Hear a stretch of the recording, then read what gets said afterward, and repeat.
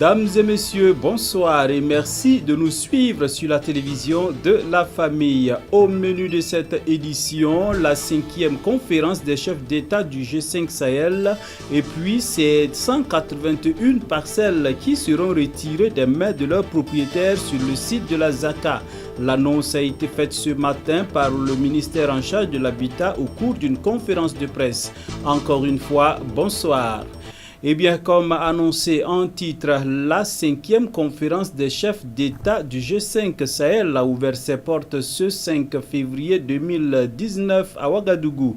C'est le président du Niger, Mahamadou Issoufou, qui a donné le top de départ des travaux de cette 5e conférence. Le point avec Moïse Kinda. Après les conférences en Mauritanie, Tchad, Mali, Niger, c'est le tour du pays des hommes intègres, le Burkina Faso, d'accueillir cette conférence de haut niveau du groupe des 5 pays du Sahel. Créé en 2014 par la volonté des chefs d'État des 5 pays, le G5 Sahel vise les objectifs suivants. Garantir des conditions de développement et de sécurité dans l'espace des 5 pays membres, offrir un cadre stratégique d'intervention permettant d'améliorer les conditions de vie des populations, allier le développement et la sécurité, soutenus par la démocratie et la bonne gouvernance dans un cadre de coopération régionale et internationale mutuellement bénéfique et promouvoir un développement régional inclusif et durable. À l'ouverture de cette conférence, le président nigérien qui a dirigé l'institution durant les 12 derniers mois dresse le bilan. Le bilan de la mise en œuvre de la feuille de route de la présidence nigérienne du G5 Sahel, centré sur ces deux questions majeures, vient s'agréger au bilan précédent. Ceux de présidence mauritanienne, tchadienne et malienne étaient de 294 millions d'euros pour des besoins de 423 millions d'euros. Une conférence fut convoquée à Bruxelles le 23 février 2018 en vue d'obtenir le complément du financement. Cette conférence fut un grand succès et permit de mobiliser 414 millions d'euros. En tenant compte des annonces supplémentaires faites après la conférence, les promesses se chiffrent aujourd'hui à 421 millions d'euros environ, dont 267 millions effectivement versés. Le fonds fiduciaire créé pour recevoir des contributions des partenaires est opérationnel. C'est le lieu de remercier tous les partenaires pour cette marque de solidarité dont ils ont fait preuve vis-à-vis des populations du Sahel. Pour rendre cette force opérationnelle, plusieurs activités ont été menées par les différents organes du G5 Sahel, notamment par le Conseil des ministres, par le secrétariat permanent et le comité de défense et de sécurité. Répartis en 3 fuseaux, le fuseau Est, Tchad-Niger, Centre, Niger-Burkina-Mali et Ouest, Mali-Mauritanie, je me réjouis de dire que la force conjointe est opérationnelle et a déjà mené plusieurs opérations, notamment au niveau du fuseau Centre. Les partenaires techniques et financiers comme la CEDEAO, l'Union africaine, l'Union européenne et les Nations unies ont réaffirmé leur engagement à travailler avec le G5 Sahel. D'autre part, et dans le cadre du Nexus sécurité et développement, l'Union européenne a annoncé, comme vous le savez, à la conférence de Nouakchott sur le PIB en décembre dernier, l'appui au programme de développement d'urgence avec 125 millions d'euros. Enfin, je ne saurais terminer ce propos introductif sans rappeler une évidence pour nous tous. Il n'y aura pas de stabilité durable au Sahel sans une mise en œuvre totale, effective et inclusive des dispositions de l'accord pour la paix et la réconciliation au Mali. L'Union européenne est pleinement engagée à nos côtés dans l'accompagnement de ce processus. Les avancées ont été registrées et réalisées et très bientôt nous allons avoir à Bruxelles le ministre de la paix et de la réconciliation avec la partie malienne pour justement traiter avec les pays de l'Union européenne sur cette question. Cette conférence de Ouagadougou est aussi un passage de témoin entre Mahamadou Issoufou du Niger, président en exercice du G5 Sahel, Arokmar Christian Kaboré, qui aura la lourde charge de diriger l'institution durant les 12 prochains mois, dont les défis à relever sont énormes. Le ministère en charge de l'habitat du Burkina Faso était face à la presse ce matin. Conférence de presse au cours de laquelle il a annoncé le retrait de 181 parcelles dans la zone d'activité commerciale et administrative de Ouagadougou. Le point de cette conférence de presse avec Jonas Tondé et Delphine Banissi. Après 16 années d'attente, le ministère en charge de l'urbanisme annonce le retrait des parcelles non valorisées dans la zone d'activité commerciale et administrative de Ouagadougou, la ZACA. En rappel, l'objectif premier de ce projet était de faire de cette partie de la ville une zone de haute qualité urbanistique, architecturale et culturelle génératrice d'emplois. Plus d'une décennie après, les résultats sont peu reluisants.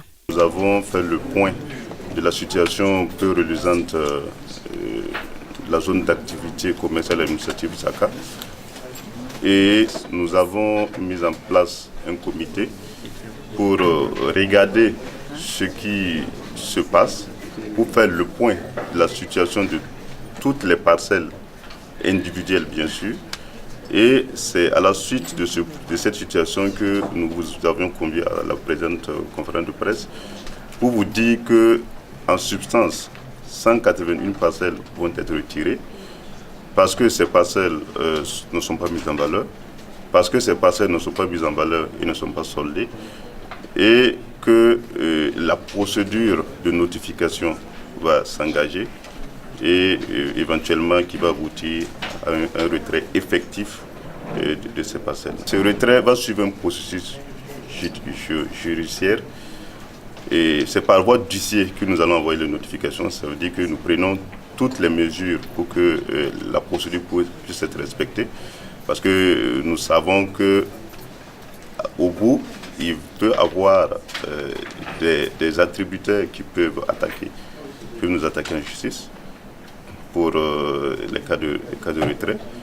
Et éventuellement, si nous aboutissons effectivement au retrait, nous allons mettre en place un comité de réattribution. Le ministère a indiqué que 270 parcelles sur 310 souscrites ont été soldées. Parmi elles, 163 n'ont pas été mises en valeur et 18 autres parcelles non soldées entièrement. Étant donné l'échéance du délai de mise en valeur qui était de 5 ans et le niveau de construction dit pas satisfaisant, le secrétaire général du ministère insiste sur le retrait des 181 parcelles de la main de leurs détenteurs. La page internationale de cette édition nous conduira aux États-Unis et en Italie. Mais avant, faisons un tour en France où la CGT a battu le pavé ce matin pour exiger une hausse des salaires et de meilleures conditions de vie. Après les actes des Gilets jaunes le samedi, la CGT lance son mardi d'urgence sociale. Le syndicat appelle à la grève générale contre la politique d'Emmanuel Macron, sa réponse au débat national lancé par l'exécutif et auquel il refuse de prendre part. Dans toutes les grandes villes de France, des manifestations sont organisées pour réclamer une hausse des salaires et plus de justice sociale, avec le soutien du Parti communiste, du NPA et de la France insoumise. Relayé par une partie des Gilets jaunes, l'appel à la grève touche plusieurs secteurs. En région parisienne, le marché de Rungis a été partiellement bloqué durant la nuit. Les transports sont également perturbés. Certains trains intercités sont supprimés, mais les TGV devraient circuler normalement. La fonction publique pourrait elle aussi tourner au ralenti. L'appel à la grève ayant été relayé auprès des professeurs, du personnel hospitalier ou encore de la Poste. Donald Trump doit prononcer ce mardi son discours sur l'état de l'Union dans la foulée d'un shutdown historique, le plus long qu'ait jamais connu l'administration américaine. Le président des États-Unis va tenter de redorer son blason et de miser sur l'unité nationale après l'échec des élections de mi-mandat qui ont conduit les démocrates à prendre le contrôle de la Chambre des représentants. Il pourrait aussi demander le soutien des députés une fois de plus pour poursuivre la construction du mur à la frontière mexicaine. Je ne l'imagine pas dans une démarche d'apaisement. J'imagine mal les démocrates adhérer à cela si facilement. Et j'imagine mal les républicains ne pas applaudir. Donald Trump ne devrait pas faire d'annonces majeures, mais plutôt se concentrer sur les performances économiques. Il va parler de l'embellie de l'économie depuis son arrivée. Il parlera des derniers chiffres du chômage. Même si c'est controversé et pas vraiment exact, je m'attends à ce qu'il évoque la défaite revendiquée du groupe État islamique. Ces derniers mois, l'étau s'est resserré autour de la garde rapprochée du locataire de la Maison-Blanche dans l'enquête sur les soupçons d'ingérence russe dans la présidentielle de 2016. Le président américain pourrait aussi se féliciter de l'ouverture de pourparlers commerciaux avec Pékin et des négociations en cours pour que la Corée du Nord abandonne le nucléaire. Les banques italiennes ont emprunté plus de 435 milliards d'euros aux banques européennes. L'information est révélée par l'agence Bloomberg alors que les taux d'emprunts italiens ont atteint ce lundi leur niveau le plus haut de ces 3 dernières semaines. Les banques les plus exposées par la dette italienne sont françaises et allemandes. À elles seules, les banques françaises ont prêté 285 milliards d'euros et Paribas figure en tête des bailleurs de fonds des banques italiennes. De leur côté, les banques allemandes, au premier rang desquelles la Deutsche Bank, ont prêté plus de 58 milliards d'euros aux institutions financières italiennes. Ces chiffres sont révélés alors que l'Italie est entrée en récession au dernier trimestre 2018. Le gouvernement italien emprunte chaque année 400 milliards d'euros et certains analystes craignent l'éclatement d'une nouvelle crise au cours de l'année 2019. Lors de la dernière crise de la dette, le président de la Banque centrale européenne avait inondé les marchés de liquidités. Or, le mandat de Mario Draghi arrive à échéance en octobre 2019. C'est tout pour ce soir, dames et messieurs. On se donne rendez-vous demain pour d'autres actualités. Puisse la grâce de Dieu reposer sur vos vies et Dieu bénisse sur tout le Burkina Faso. À demain.